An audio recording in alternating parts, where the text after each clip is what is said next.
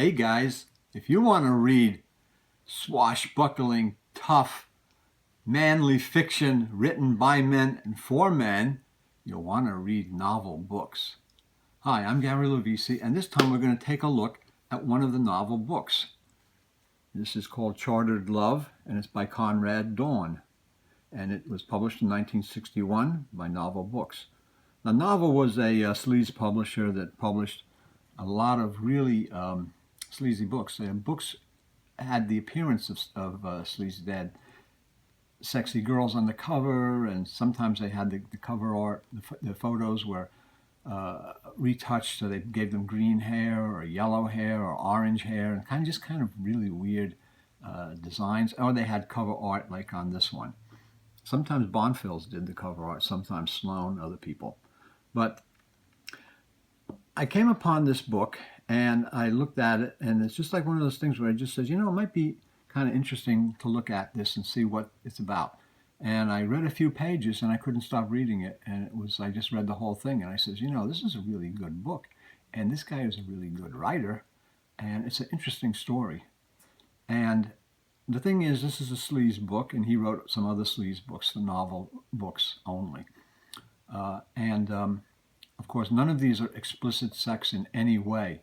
Fact is, like, the only sex that takes place is like the captain John Darrow, who's the star of the book, and he meets Elizabeth McLean, who is a woman who comes to him for help, and they end up falling in love and they start kissing, and then next chapter is they wake up, and it's like nothing's. They don't even go into any sexual stuff.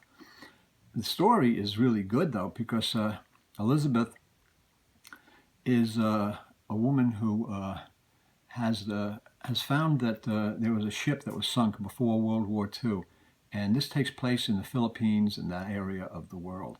And this guy Conrad seems to know that area very, very well, and the islands and the people and everything. And he puts that all in the story. And so Elizabeth comes to him. He's a guy who has a small ship that he rents out for salvage and things like that. He's kind of a wildcatter, kind of a rogue guy. And she says that she has information on a ship that went down during World War II, sunk in the war, and that now, after the war, 15 years later, she knows where the ship is, and it's loaded with $12 million of gold bars. And she hires him to take his ship with his four-man crew out to look for the gold. And they do go out to look for the gold. They're being followed by another ship, a wily a guy named Hayama, who's a Japanese pirate, who found out about that they have the gold, and he's coming after them. And it's a great story. It's an interesting story. They go through a typhoon. They go through all kinds of travails, and they eventually do find the gold. And it's a really interesting story, and really a well-written book. This guy's pretty good. I haven't read the other books. It's interesting that this scene with the guy holding the Luger in his mouth is actually a scene from the book. Takes place in the book. I guess that's Hayama. That's Elizabeth. And there's like some wild stuff that goes on. It's adventure. There's some torture of one of the prisoners, and but it's a terrific story, terrific read.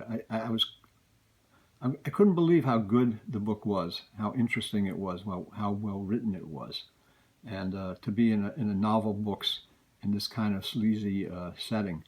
So the book is really a terrific story, and I wondered about Conrad. I wondered who was this guy, and he'd written other books in the novel book series. Irresistible Nympho, which is like a wonderful title. I mean, it's like I can't believe that they the title today. And then any time, any place. This is the second big printing. Yeah, guys, it's They would always do this stuff like, this is for he-men and this is for guys that really, real guys and all that stuff. Another book by him is the sensitive title, Too Much Broad. And the other two is Amazon Lover and Oriental Orgy. But the interesting thing about these two is that they have pictures of the author on the back. A lot of novel books had pictures of the authors. They were well known. Some of them con sellers and others that were Bob Traylans.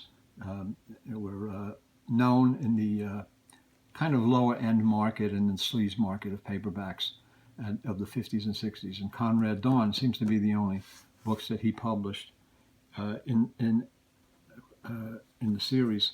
And this tells a little bit about him. He says he's a 31-year-old ex-sailor, ex-fighter, ex-newspaper man who lives in the free Southwest now and writes what he's lived.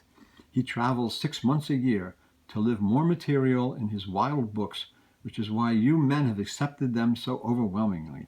And you've demanded more. You know that Dawn's words have the ring of truth to them, that he isn't some half-baked, bearded effeminate who loves his women or fights his brawls only on a typewriter. Dawn writes for novel books only. It seems that he does write for novel books only, because I haven't seen any of his other books published under his name. I don't know if he wrote under another name. Don't even know if Conrad Dawn is his real name. Maybe it's another name, but that's what we're able to find out. I did look up for Conrad Dawn, and there's nothing anywhere about him that I could find.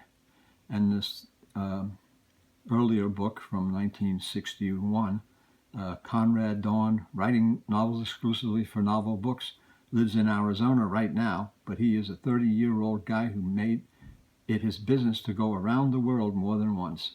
Oriental Orgy is the newest result of Dawn's wanderlust and his virile imagination. It is manly, shocking fiction that hits harder than truth because it's based on the truth. Conrad Dawn has been around, guys. He writes what he's seen, and he's seen a hell of a lot. It's interesting. I just want to say it looks like those two pictures are taken exactly the same time. He's wearing the same exact clothes, and it's the same exact, like, desert setting. Yeah.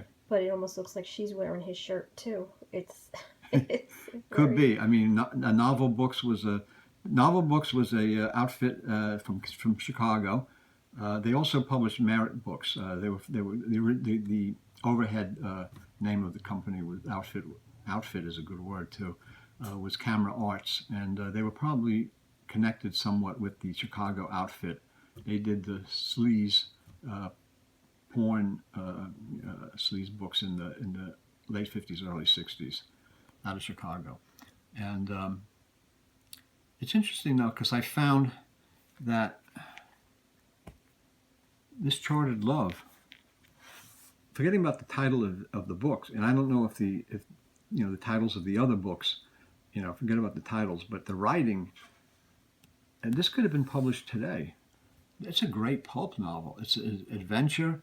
It's there's seagoing action and great characters and story and great stuff. A lot of the authors for novel books were returning servicemen from World War II or from Korea, and they were kind of manly men. They were guys who lived out in the Southwest.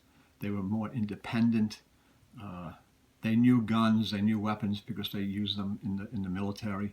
So these guys were writing this kind of stuff, and they were writing it for men.